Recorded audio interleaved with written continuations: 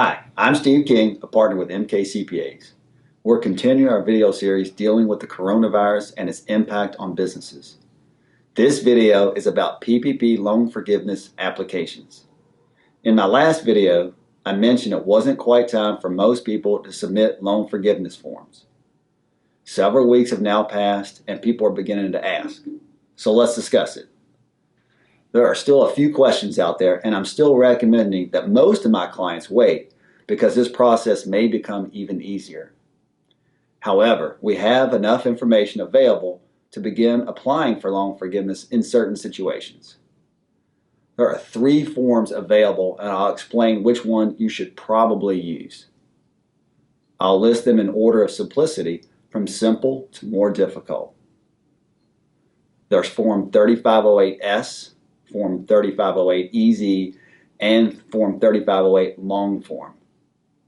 If your PPP loan was for $50,000 or less, you can use 3508S.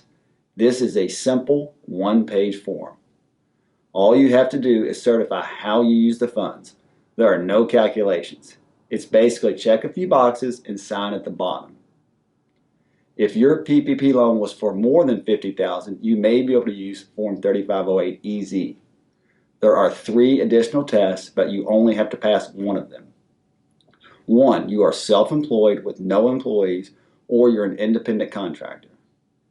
2, you did not reduce salaries or annual wages by more than 25% and did not reduce the number of employees or their hours.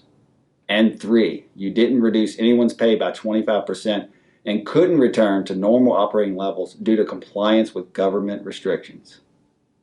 If you pass any of the 3 tests, look for the EZ. Remember, this is for loans in excess of $50,000. A lot of restaurants will probably fall into this category.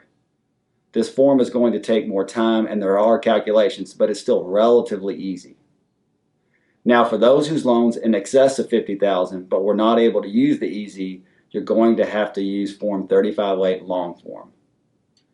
This is going to take some time, so you'll want to involve your CPA, banker, and payroll company to make sure you have the required backup to complete the form. Now, there are still some gray areas related to safe harbor issues. These are issues that may help you still qualify for full PPP loan forgiveness. The first area deals with businesses which have not been able to return to pre-pandemic payroll levels due to government restrictions. Again, restaurants are the perfect example of this. You may still qualify for full PPP loan forgiveness, but the question involves those downstream businesses indirectly impacted, such as restaurant suppliers and others. Will they also qualify under the safe harbor allowance? That's still yet to be clarified. The second safe harbor issue has to do with businesses which are able to return to pre-pandemic levels by the end of the year, but then may have to cut payroll early next year due to a resurgence in the virus or some other issue. Will it be possible for the government to argue you should have to repay some of the funds because you didn't keep the employees and payroll at the end of the year levels? Again, we still need guidance on this point. Friends, this is what we know at this time. It's very fluid, and there's certainly more information to come. Some of these rules are subject to interpretation.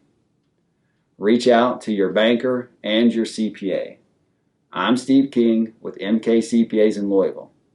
If I can help in any way, call our office at 502-587-9833.